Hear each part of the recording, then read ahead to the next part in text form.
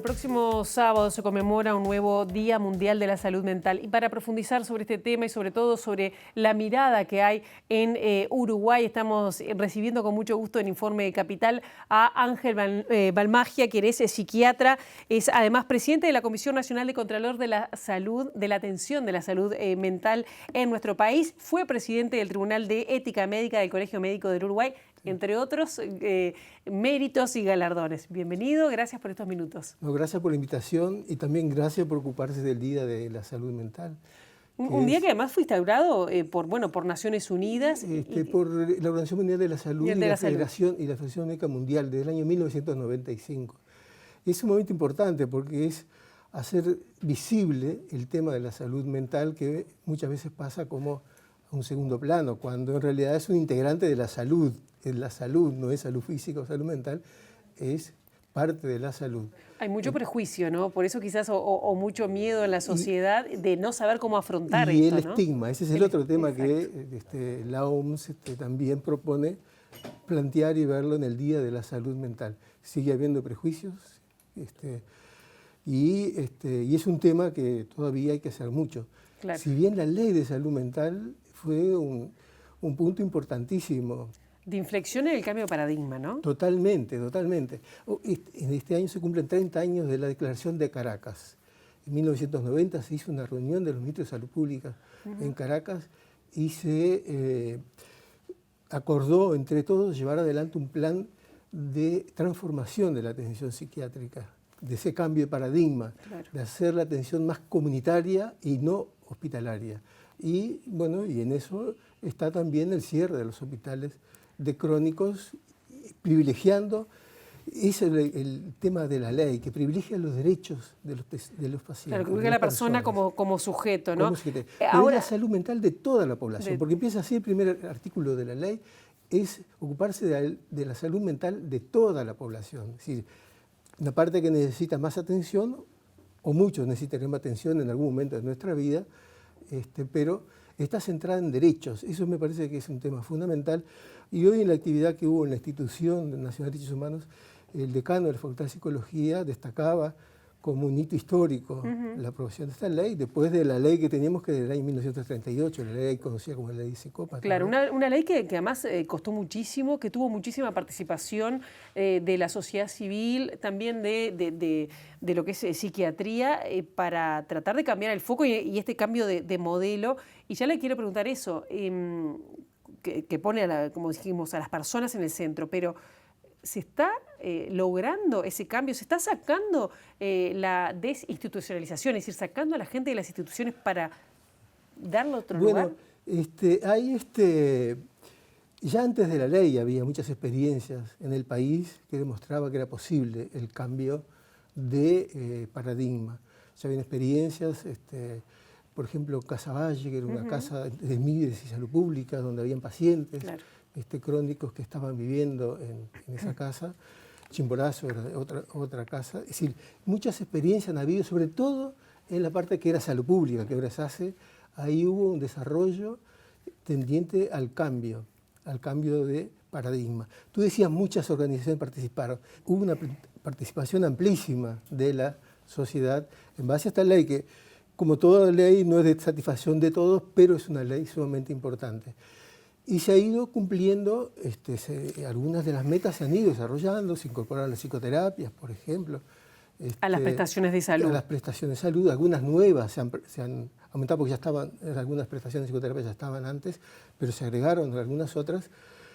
Y el tema fundamental, y esto es una de las, del lema de la movilización de la OMS, es la inversión en salud mental, la necesidad de una mayor inversión en salud mental. Y en esta época de pandemia, donde la salud mental ha sido afectada de toda la población, pero ha sido más afectada en las personas que padecen una enfermedad mental.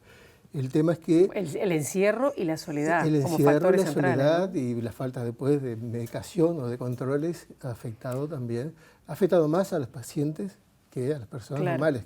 ¿Y han recibido denuncias con respecto a eso? Bueno, la comisión fue creada en esta ley hay usuarios, hay familiares de usuarios, está la universidad con la Facultad de Psicología, Medicina y Derecho. Hay 2 delegados que son del Ministerio de Salud Pública. Digo, yo soy uno de ellos, que estoy desde la administración anterior. Y hemos recibido denuncias de diversos tipos. Allí tenemos una página para realizar las denuncias y algunas es por... sí, vía web. Vía web. Sí, vía web se pueden hacer. Sí, pero la parte de denuncias se entra por la parte del Ministerio de Salud Pública, y ahí denuncias, está donde se pueden hacer las denuncias, que no llegan a nosotros y a la institución de derechos humanos en forma conjunta. Es decir, las denuncias de la violación de los derechos de los pacientes llegan a las 2 vías. Muchas veces son residenciales. Hemos hecho muchas inspecciones a residenciales.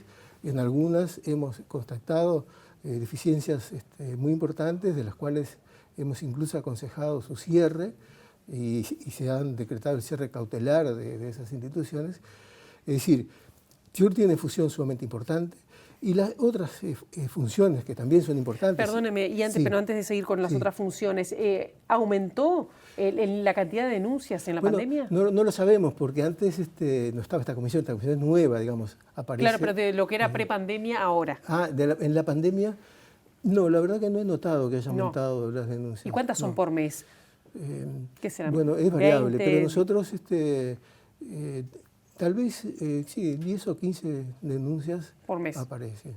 Incluso a veces son denuncias con disconformidad con los prestadores, que ahí se confunden, claro, de atención del usuario o la comisión.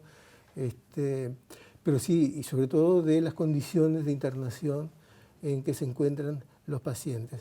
Tú preguntabas si se había avanzado. Se ha avanzado, pero se necesitan abrir, digamos, este tipo de casas, como hay una que se abrió en noviembre, que es la casa buceo, se conoce como Casa Buceo, que es una experiencia sumamente valiosa, donde hay 15 pacientes, muchos de ellos con 15, 20 años de internación en Ceremos o la Colonia Etxepare, y en el Hospital Vilar de Bo, donde ahora viven en el barrio Buceo, van, vienen, están allí recuperando su autonomía, que de eso se trata, ¿no? Poder recuperar su autonomía. Claro, porque eso, y explíqueme, porque la idea es ir al cierre de las instituciones de salud mental, ¿no?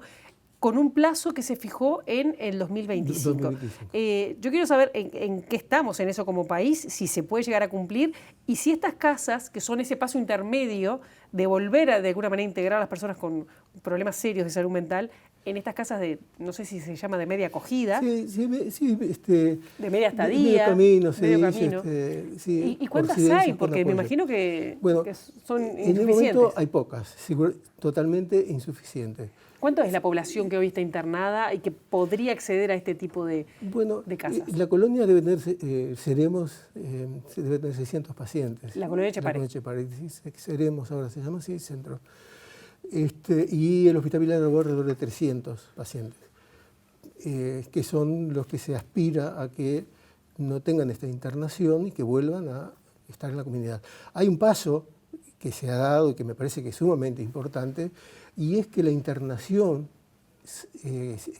por motivos de salud mental sea solamente por motivos de alteración de su salud y no por causas sociales, por dificultades con la familia o dificultades de vivienda.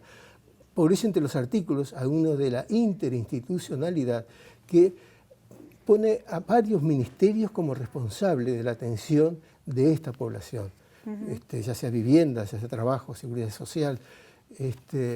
Ya no es un problema solo de salud pública, sino que es un tema, y hay un artículo expresamente que se internarán solamente por causa de enfermedad mental y no por motivos sociales para mantener la internación.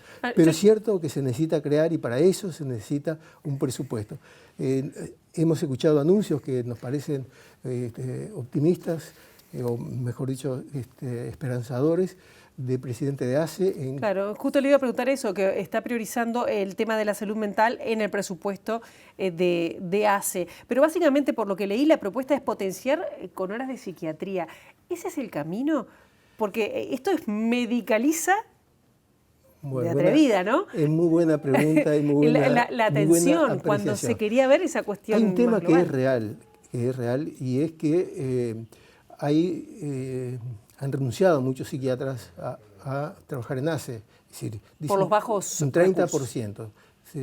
Por la declaración que he leído, el sueldo es la mitad. Entonces, ese es un tema, el problema del sueldo. Es un tema, claro, los psiquiatras. Pero son equipos multidisciplinarios que no solo tienen que atender en policlínicas, sino también tener lugares para que los pacientes que hoy tienen enfermedad mental y a su vez tienen dificultades familiares o no tienen vivienda, tengan un lugar para irse y no que sea la internación prolongada en el Hospital Vilar de Bo o en la Colonia Etxepare. Y acá hay otro punto de que establece la ley, que cerró el ingreso a la Colonia Etxepare.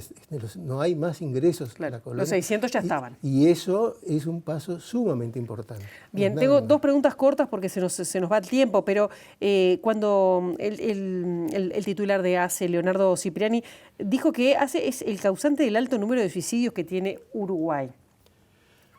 Bueno, ¿Eso cómo se tiene que leer? Me parece que ahí hay un error de apreciación, porque el suicidio es de causa multicausal. Y yo recuerdo un estudio que hizo una autopsia psicológica, se vieron familiares de pacientes, de personas que habían suicidado, el 40% nunca había consultado nada. Es decir, que yo creo que es un error acá decir, porque no todos los suicidios son por enfermedad mental. Eso creo que también es creo que allí no estuvo acertado en esa apreciación, claro, porque no es de causa psiquiátrica. Yo creo que es un error. Hay suicidios en personas que tienen una enfermedad psiquiátrica, pero no es la mayoría, eso es la minoría. ¿Y el resto de los suicidios? Y a veces ya ese 40% que no sabemos que no consultó médico y que se suicidaron, es multicausal. Claro. Es multicausal y también no es de solución sencilla, no lo va a solucionar, claro, con más psiquiatras. Eso es así. Pero bueno, ¿ustedes que son independientes del Ministerio de Salud Pública? Digo, porque para hacer seguimiento de una ley o de la atención en salud mental... La Comisión es independiente de Salud Pública, es un órgano desconcentrado de Salud Pública.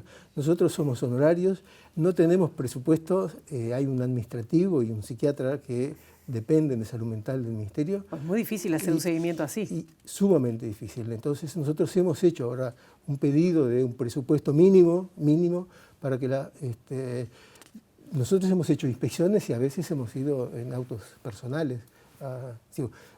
Hemos tenido el apoyo para la locomoción, que a veces no son en Montevideo, son afuera de Montevideo. Claro. Y en el interior hay el apoyo de las direcciones departamentales de salud. Todavía en este periodo nosotros con toda la pandemia no hemos estado mucho en contacto, pero en la administración anterior sí hemos estado en contacto y muchas veces en el interior hemos tenido contacto con los directores departamentales de salud, que es una ayuda valiosa para poder... Porque es en todo el territorio nacional. Claro, por supuesto. Es una dificultad más... No es en todo el territorio nacional que están esas casas de media estadía tampoco, ¿no? Tampoco, no. Sí, hay una en San Carlos, en 33 y Minas, creo que claro, hay otra, y después hay residenciales que no sabemos, incluso algunas, y hace poco fuimos a una, que era una denuncia de un vecino, habían 18 pacientes psiquiátricos y no tenía ni pedido de habilitación, no tenía, funcionaban de forma totalmente clandestina y sin ningún control de nadie sobre lo que pasa allí con estas personas. Balmagia, le voy a pedir de vuelta por dónde hacer esa denuncia, es por la página web, disponiendo Comisión Nacional de Contralor, poniendo el Ministerio de Salud Pública y denuncia. Allí le llega a ustedes. A denuncia. Y después me gustaría que me cuente, y ya con esto ya tenemos que cerrar porque se nos fue el tiempo, pero la actividad del sábado, porque es importante para sensibilizar también, ¿no? Bueno, el sábado va a ser en la explanada municipal de 14 a 18 horas, van a haber 8 o 10 carpas allí, fue autorizado por el Ministerio de Salud Pública esta actividad, que la organizó Serpaz con la Institución de Derechos Humanos y nosotros adherimos a esa conmemoración. Y va a haber allí actividades musicales, van a haber grupos musicales que van a estar allí, van a haber payasos y títeres, y en algunas carpas va a haber exposiciones de pacientes de la Colonia Etxepare y de otras instituciones que trabajan en salud mental. Me parece sumamente importante apoyar esta actividad, que será el sábado entonces de 14 a 18 horas. y agradecerles por poder difundir esta actividad y difundir también el tema de salud mental, que necesita mucho apoyo para que nos involucra a todos. A todos, nos involucra a todos. Es un problema de todos, ¿sí? Exactamente. Y con esto cierro, que ya se me fue, pero si uno tuviera que pasar la raya por salud mental, ¿cuántas personas estarían, más allá de las que están internadas, que son 900, me dijo usted, en Uruguay? Es el porcentaje de personas que tienen una enfermedad. Bueno, una patología, hoy, ¿no? Hoy